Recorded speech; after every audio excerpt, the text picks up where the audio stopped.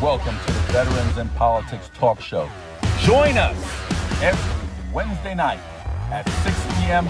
Pacific Time, live stream on Facebook.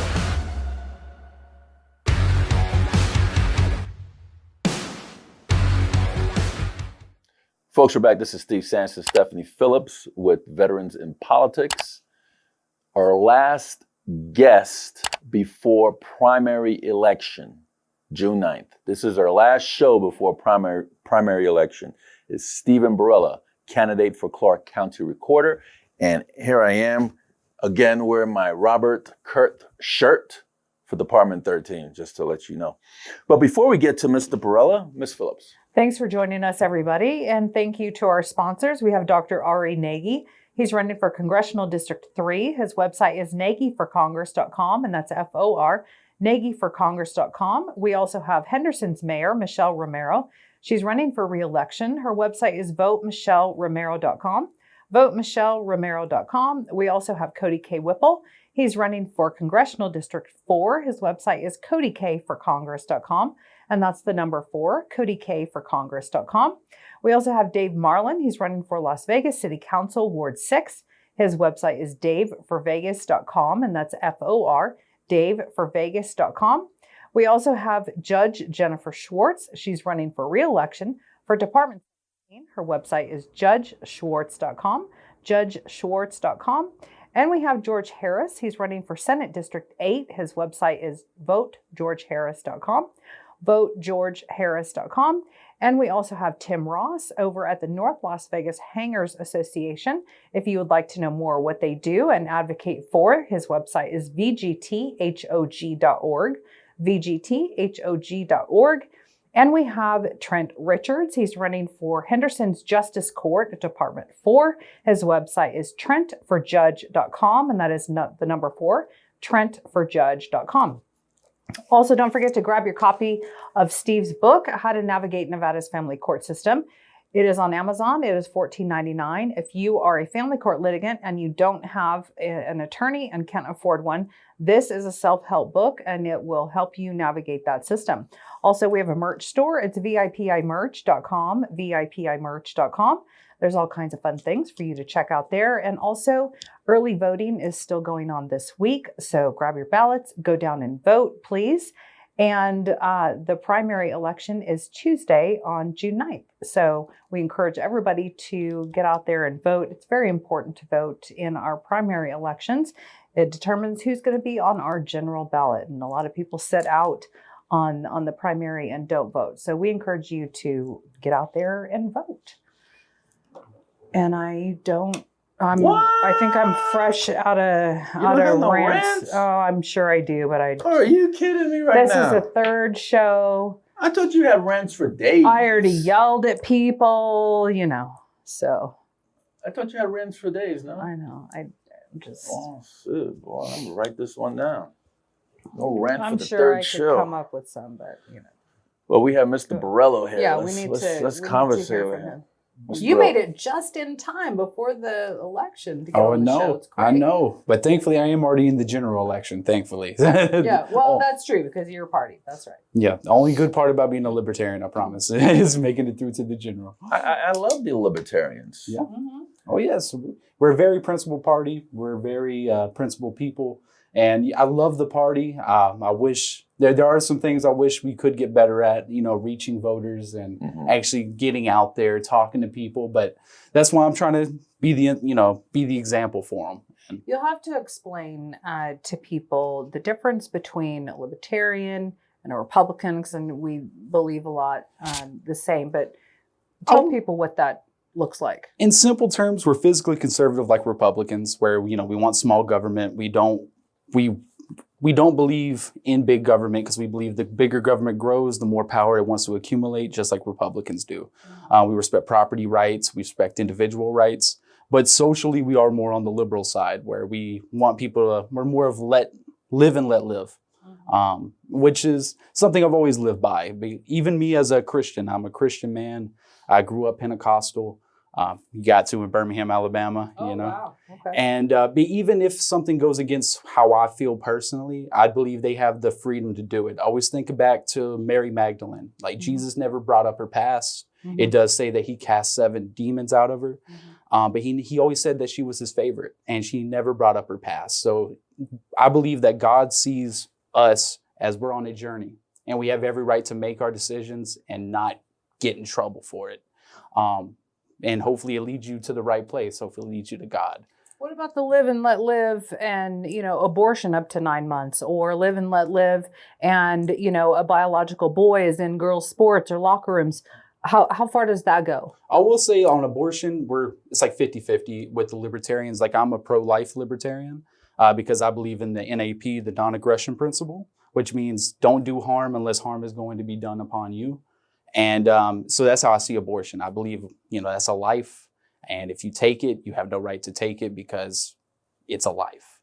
But when it comes to, I believe everybody has the right to be who they want to be. If they want to be trans, they do. But when it comes to sports, I don't see it as a fair opportunity to have biological men playing against women. I just don't see it as being fair. Now, other libertarians will disagree with me on that, but you'll see there's a lot of differences within the party as well. We have left libertarians, we have right libertarians. I'm more on the right libertarian side. Wrong libertarian. Wrong, wait, which one? Wrong libertarians? No, we got those too. But Really? we haven't gotten his bio yet. I know. Go ahead. Sorry. I got sidetracked. Well, actually, the Shooting office questions at you and no bio yet. the office you're running for should not even be a partisan I agree. thing. I mean, running for recorder, I don't even know why that is. Well, it's a conservative or it's not conservative. That's it's a conservative deed or it's a not conservative deed. I mean, it's a conservative lean or it's a not conservative lean. Okay, you can explain. People are going to believe that, so you're going to have to correct the No, I record. always do say one of my main things I do say in my speech is I always like to repeat it. There's no red way, there's no blue way, there's no yellow way of doing records. There's only the right way, and that's it. Like you said, it shouldn't be Just partisan. record the documents. That's it. How hard is that? It's not hard. It's not, but apparently it is. You already know. Treat your people right, and then actually show up to work during office hours so that you can run the recorder's office properly, unlike what's been happening over there for years. But go ahead. And right now, even the culture within inside the office is insane. When you talk to workers within the office, even when you look at one of the candidates on the Democrat side suing the recorder's office, and she's worked there 15 years. And when that shows anything, it shows that insiders will not fix this office. The culture is already messed up. It needs an outsider point of view. And that's why I decided to put my head in. Because insiders always protect themselves. That's right. But they want to get back for all the wrong that has happened. We had a lot when we did that video, and I know you saw that. What video is that? You got to be specific. The one where we stood outside the county building and by the employee's door. Yes, because we were waiting for the recorder. It was late in the day. Show up at 6 we were p.m. waiting for her to start come her up day. to start her day. Oh, it's just horrendous. But no. While everybody else was leaving. What was I going to say now? I know what I was going to say. So after that video, it was incredible how many people called us, wrote to us on Facebook, emailed us. I mean, there were whistleblowers all over the place coming out of there, all these problems. And it just was absolutely stunning. So I'm glad she's not running. We do need fresh blood. And I think it does need to come from the outside. You're absolutely right. With that said, Mr. Borella, could you please give us a bio? Yeah, let's see. My name's Stephen Borella. I'm running for Clark County Recorder. I was born and raised in Birmingham, Alabama. Ooh. Oh, yes. And then I moved out to California when I was 23, so that had to be 2018. And I lived out there for 2.5 years. I lived in the Bay Area. Where in the Bay Area? I lived in San Francisco for a year, and then I moved out to Hayward, lived out there for 1.5 years. And I enjoyed my time out there, but I wanted to pursue my dream of playing poker professionally. And I was like, I want to go to Vegas. It did take me 3 years of being out here. I've been out here 5 years total, but it took me 3 years of being out here. And I finally got to accomplish that dream. But from my background in work, I always came from a sales background. I've done sales management. I've ran teams from T-Mobile to Sunrun to car dealerships. So I know what it takes to run a team. I know what it makes to make us successful. And what I love about coming from sales, even though most people tell you this is the worst part of sales, is that it's a hard job to keep because you always have to perform. If you don't perform, you're out of there. And that's how I've always approached leadership. If you're not performing, of course, I'm not going to, you're not gone your first mess up. Yeah. You're not gone your second mess up. But if we have like 2 or 3 months that were really low, you have to go. And I feel like that's how I would approach the recorder's office as well. That's why I want to do routine audits. Yeah. That's why I want to set goals, just like we would in sales. How many records are we actually getting indexed today? What was the latest record that we indexed? Why did it take 5 days? So I want to identify those problems and fix them. And I feel like from my background in sales, it translates really well, especially from solar, dealing with property paperwork and things like that. So what exactly does the Clark County Recorder do? Well, we record and preserve documents from deeds, liens, reconveyances, homesteads, DD-214s for veterans, and that's free with the Clark County Recorder's Office. So if anybody ever wants to go down there, get it recorded, it is completely free. But yes, it's up to us to preserve them, make sure they are on the public record and that they're safe from harm and safe from fraudsters, even though that's not how the office has been ran here recently. Why are you running? I decided to run. My main reason why I decided to run, I did see your video, but that was the second point. When I saw the video of you standing outside. Which video? A video of you standing outside the Clark County building. And the same one she was talking about. Same one she was talking about, yep. Yeah, where we were waiting for the recorder. Same one she was talking about. It motivated you? It did motivate me. I would say it was the second thing to motivate me. The first one was that Nevada Globe report where it was they said we could be 10 years behind from an inside source. And I just know when that happens, it can lead to false liens on properties. It makes fraud easier to do. And we need to protect people's homes because that's the biggest investment most people make in their lives. And if something's getting taken from them because the recorder didn't do their job right, then we need to fix that. It's an office that needs to be fixed. Sorry, Ms. Phillips, because I'm going to forget this. Shouldn't there be some type of ordinance in effect that you can't just arbitrarily put a lien on somebody's house or their property? I mean, how do you arbitrarily just lien it and they don't even know about it? And I'm over here trying to sell my house. Like, well, you got 5 liens. What? Yeah. You can't file a lien though unless you have the paperwork. Unless you have the paperwork to back it up. Yes. What kind of paperwork do they have to bring in order to file that lien? I do know it's like the deeds. It's like the transfers. Oh man, I wish I this. I know it's on the top of my head. What do they have to accompany that in order to file it? I know it's like the proof of the money owed, proof of the proof that it is that person. I do know that. When it does come to documents, as we know, like the recorder, they're legally bound to record when those documents are brought to them. But we do need to have a law where there should be something there to make people, what do you call it? Gosh darn it. To make you verify it. That's what I was trying to get at. Verify it. And I do believe there should be a law. Every time I go see an assembly person running for office, every time I go see anybody in the state legislature running for the state senate, I ask them the same question. Would you support a law saying the recorder has to verify a lien before it gets put on the property? Yes, the paperwork is great, but it should still be verified. It should be accounted for. It should just be more than just like the mechanic lien. There should be more behind it before somebody's taking risk of losing their home. But what I would do to counteract that is there's already in the system, even though I know not many people know about it, the Recorder Notification Service, RNS. Right now, it notifies you through email if you signed up for it. But the sad thing is many people don't even know about it. People don't know about that. But what about the deed, the frauds on the deeds? They're stealing deeds, people with all kinds of equity or don't have a note on it. How in the world, I have read these incredible stories where, they will go in there, record the deed in their name, take the home, go move the homeowner out of their homes. So how come the recorder's office can't just require, when someone brings in a deed, require proof of who you are, your identity? If it's a trust, you have to provide those trust documents. Is that something that takes a law, Or is that something that you can do administratively inside that office? Sadly, it does take a law because right now it's required by law to record the documents when it's brought to you. So it is something that has to be done through the state assembly and the state senate and the governor.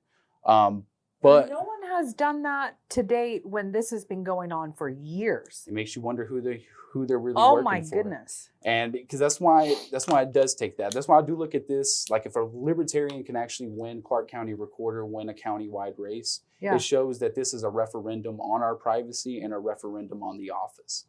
Because at the end of the day, why else would they vote for a libertarian to be Clark County Recorder?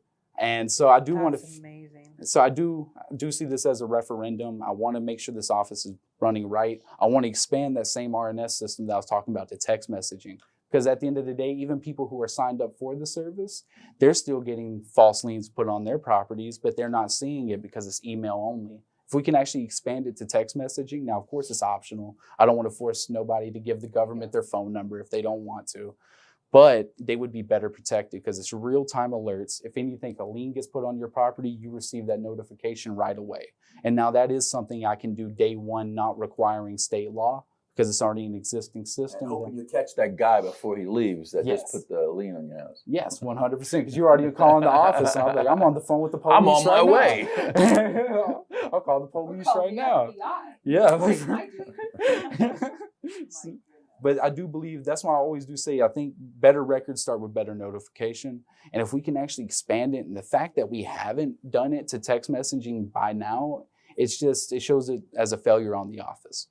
Yeah, and that's a nonpartisan issue. I mean, that can go across the board. I can't imagine the legislature hasn't thought of that, put that in, or maybe somebody tried and it didn't get across the finish line. And I can't even imagine that. Yeah.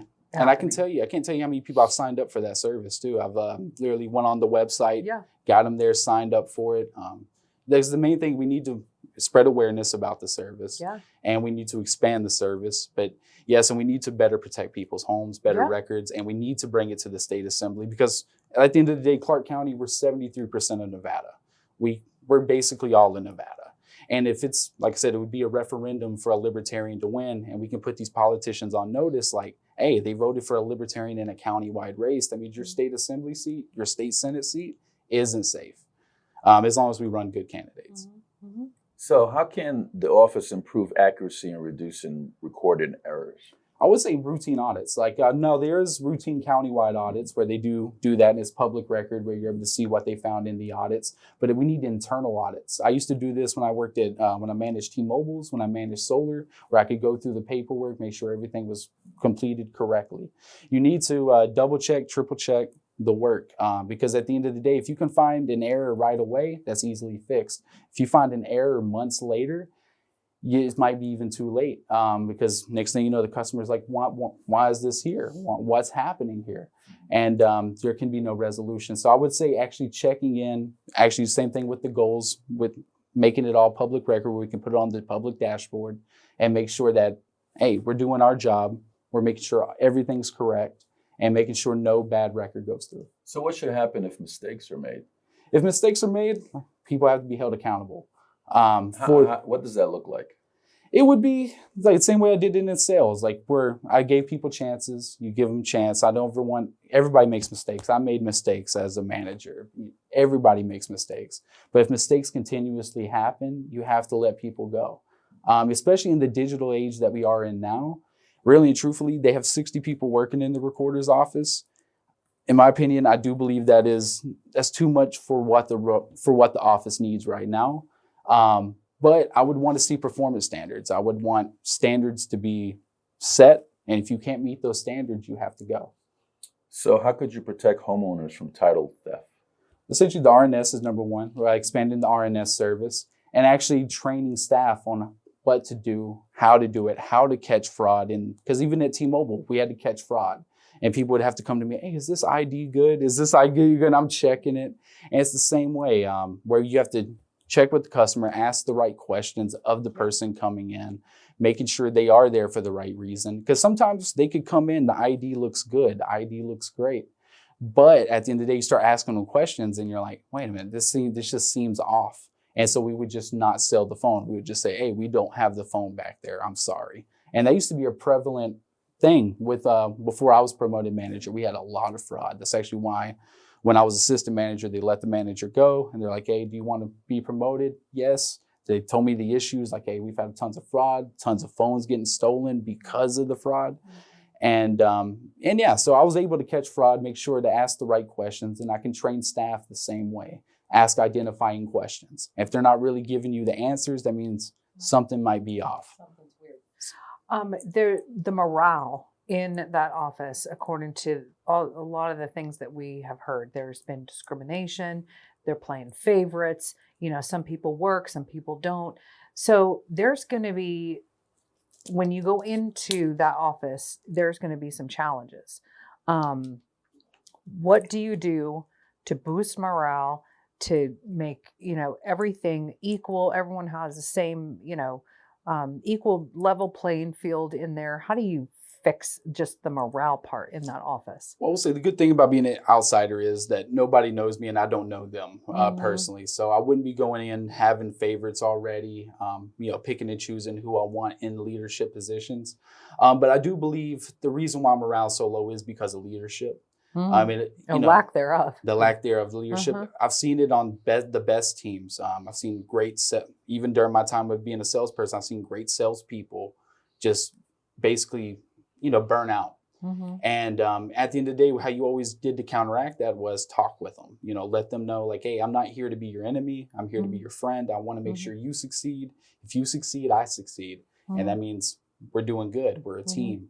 And so at the end of the day, I would let everybody compete fairly. I would look at everybody's job performance based on merits, and that's how it would be promotions. I never liked hiring from the outside. I always liked hiring from within side. So I would always look to hire the people who's been there. They know the office.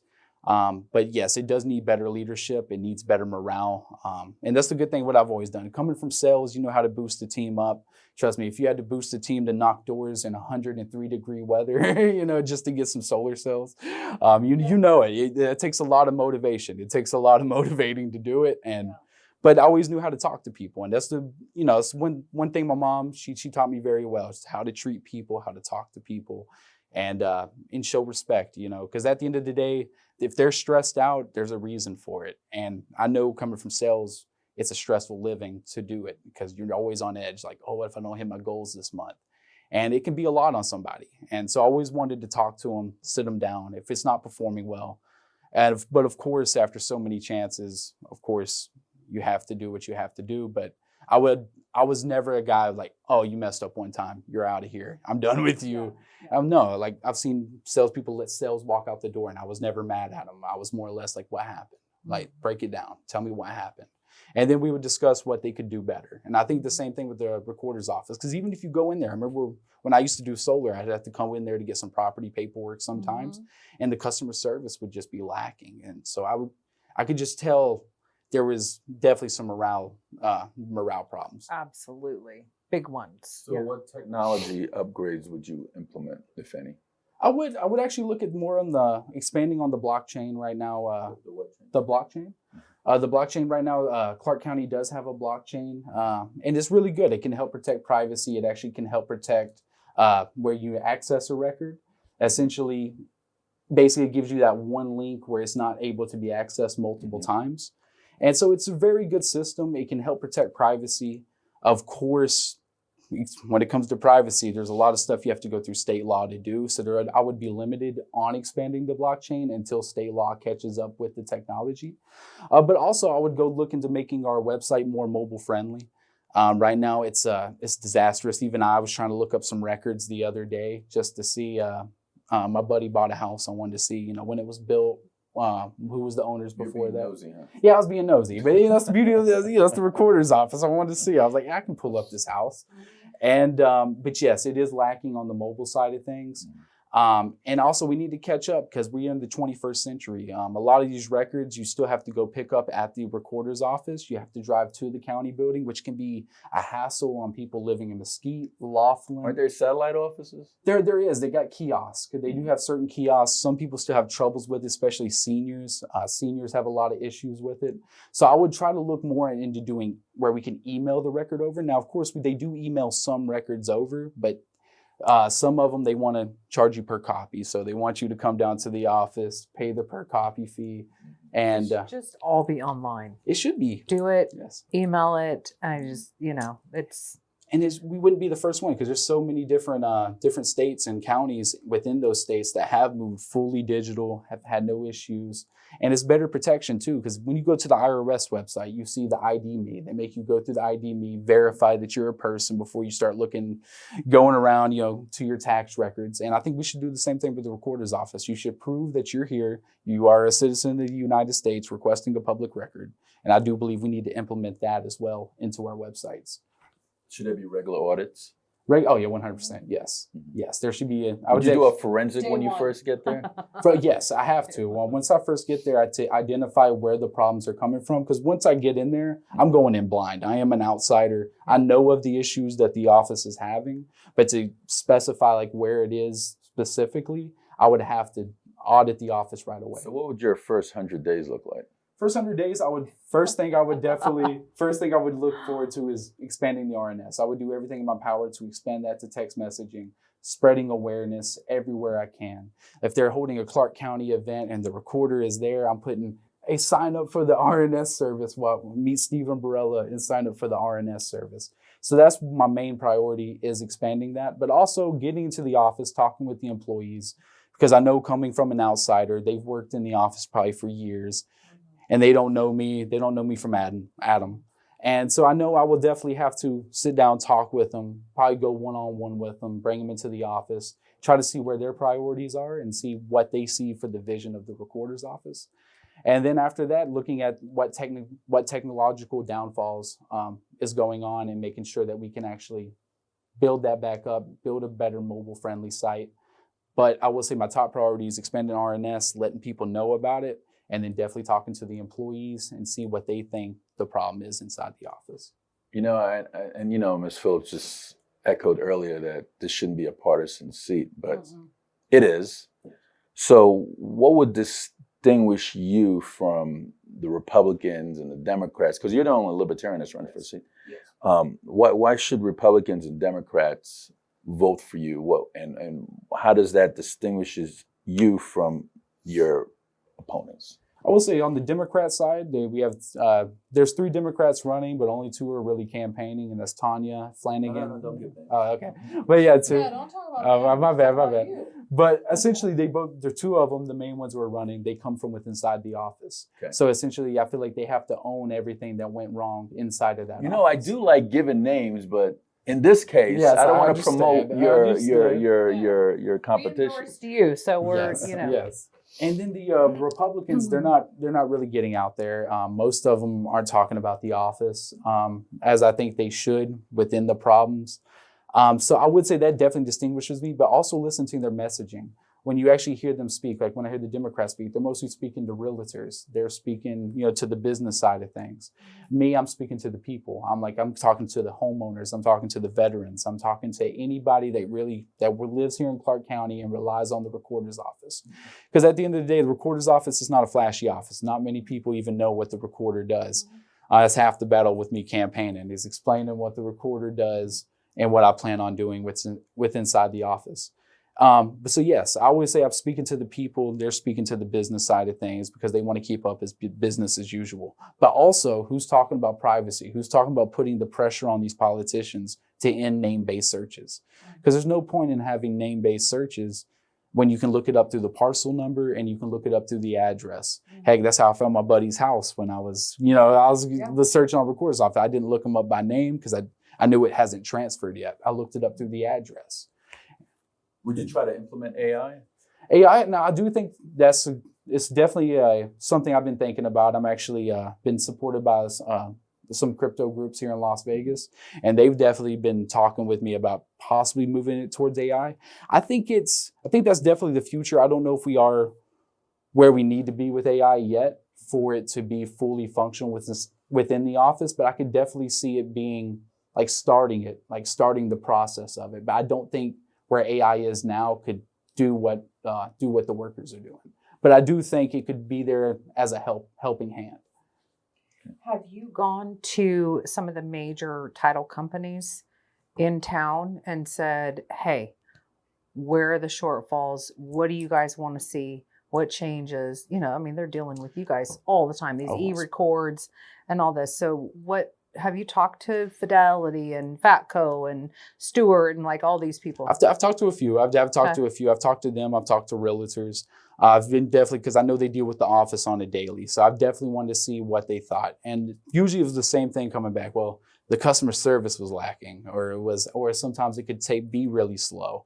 Especially me coming from the solar side of things, when I requested a document, sometimes it was slow. Oh, those solar things are terrible. Oh my gosh, the UCCs and all the stuff you have to get. I know all the regulation. That's just the regulation on it. Yeah, you know, I agree, and you have to be tied to the system. Yeah, but when I would request like home documents, because I have to see when the roof was built, because some like the company I worked for, we wouldn't do it on a very old roof. It couldn't be a certain way, couldn't be made a certain way. So I'd always request the documents, see when they did the roofing, when was the house built, so I could kind of narrow down what the roof was before I sent my team out there to start putting solar up. Yeah. And so, but sometimes it would be really slow. And that's usually what I hear from the realtors, and I hear from the title companies. They talk about customer service is lacking, that the office can be rude to them sometimes, and that they feel like the office doesn't care about them. And so at the end of the day, that's where I come from. I come from customer service, whether, you know, through sales, even when I was a manager of restaurants, I come from that. So I know exactly how to talk to people. And that's my main concern too, is just making sure people are being treated the way they should, because these aren't the government's records. These are the people's records. They belong to us. I would encourage you to make it, because you have all the way to the general. Yes. I would encourage you to go to each of those. They're all voters, all of them, and hand out your materials and just tell them how you're going to improve it and hear from them, get their feedback, because there's a bunch of them. I would definitely hit a lot of those. Do you think this office is adequately funded? And what is the budget? And how many employees? Oh, there are 60 employees. I know the budget is roughly around $10 million annually. And I do think it is adequately funded. I just believe, you know, government, again, just likes to take more than they should. I believe $10 million annually is definitely enough to run the office. I do believe there's too many employees there, because we do live in the 21st century, where we do have tools like you said, AI, where you can use that as like assistance. And there's so many things nowadays to where there's definitely some overspending going on in the office. Plus, as you know, there was a lot of double dipping going on from retired employees going back working inside the office. Just gonna bring that up, because they're getting their retirement, then they're coming back as contractors, getting 6 figures. Yep. So Yes. Do you think they should get rid of all the contractors and have only employees? Have only employees, 100%. And how much money, how much revenue is the recorder's office generating for the county? I do know it generates a lot, and it definitely generates more than cash cow. It is a lot. It generates a big part of the county's budget. It's a very important function of the. How much is that? I want to say ballpark. I want to say, if I remember correctly, it was around 20 to 25 million. If I remember correctly. Okay. I do want to say, because I was reading about it. I want to say about a month. So more than pays for itself then. Yeah, so 100%. And it's but we only do get the $10 million that the county does give us annually. And but I do see it being adequately funded. I could definitely work within the 10 million. Beautiful thing about my career as a poker player, I know how to manage money. I always say I've seen better players than me go broke. And thankfully I have not. Okay. You have anything else for Mr. Borella? No, I think he covered I think he wrapped this up. Major points. Yeah, it's great. Well, thank you. Thank you. So, Mr. Borella, Mark is going to zoom in on you, and this is your moment to shine. You could tell folks come to an event if you have one, or guide them to your website, or tell them that you're the better candidate, whatever you want to say. Okay. Hey, my name is Stephen Borella. I'm running for Clark County Recorder. I'm running because I care about this county. I care about the homeowners in this county, and I want to see it work successfully. My website is StephenBorella4ClarkCountyRecorder.com, as well as you can come to see me anytime. We host a libertarian meetup every 2 weeks. I'm always there. Plus, I'm always around the city. You've probably seen me at a few events. which I'm very happy about. But definitely follow me on Facebook as well, Stephen Borella for Clark County Recorder. On Instagram, it's Stephen Borella for Recorder. And I hope to represent you here in Clark County because, like I said, I care about this office, I care about y'all, and I never want to see anybody lose their home because the recorder didn't do their job. Do you want to give a phone number so people can? Oh, yes. You can always reach out to me, too. I still have my Alabama number. It's 205-577-0384. I love it. It's so great. I got to take a piece of home with me, like wherever I go. So good. I know your mom is so proud of you. Oh, thank you. I love it. Well, Thank you. Thank you, Mr. Borella. Thank you, Ms. Phillips. Folks, that's Stephen Borella, candidate for Clark County Recorder. However, he's not in the primary election. He'll be in the general election, and he's been endorsed by Veterans in Politics International and Nevada Veterans Association. And this is a county race, so everybody that's 18 and over and a registered voter is his voter. So anybody and everybody could vote for him in the general election. Keep him in mind in going into August or September. October, was it September, October, November? October's early voting for the general? Yeah, the 20.